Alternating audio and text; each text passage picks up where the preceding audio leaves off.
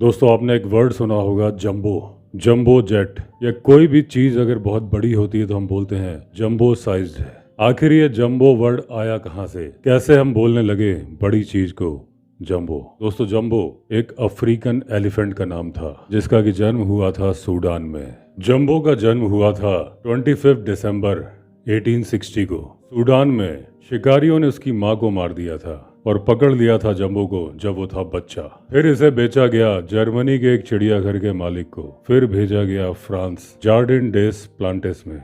1865 में जंबो पहुंच गया लंदन जू। लंदन जू में जंबो बहुत फेमस हो गया क्योंकि इसकी ऊंचाई थी 3.2 मीटर्स यानी करीब करीब 11 फीट। वजन था 6000 किलो। यहाँ ये बच्चों को सवारी कराता था और बाद में उसकी फूली हुई नसें पीठ की ये बताती थी कि उस पर कितना भार लादा गया था। जंबो ने पेरिस, लंदन और टाइम्स स्क्वायर में भीड़ को आकर्षित किया। उसे चलाया गया ब्रुकलिन ब्रिज पर, ब्रुकलिन ब्रिज की मजबूती दर्शाने के लिए।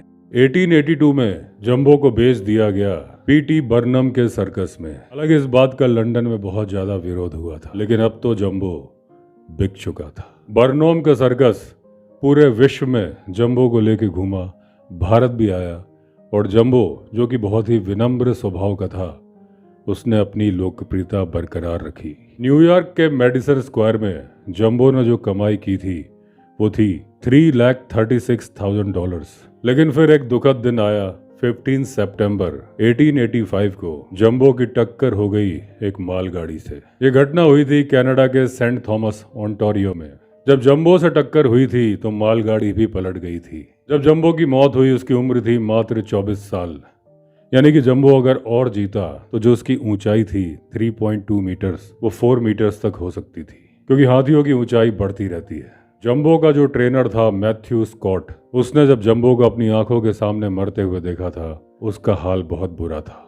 बाद में जंबो के शव को टैक्सीडर्म किया गया, बर्नम म्यूजियम में रखा गया, लेकिन बाद में आग लग गई, वो अवशेष भी चले गए, लेकिन आज भी पूंछ यूनिवर्सिटी के म्यूजियम में रखी हुई है। 1985 में सेंट थॉमस में ही जंबो की एक मूर्ति लगाई गई बड़ी सी, जो कि इसके साइज को दर्शाती है।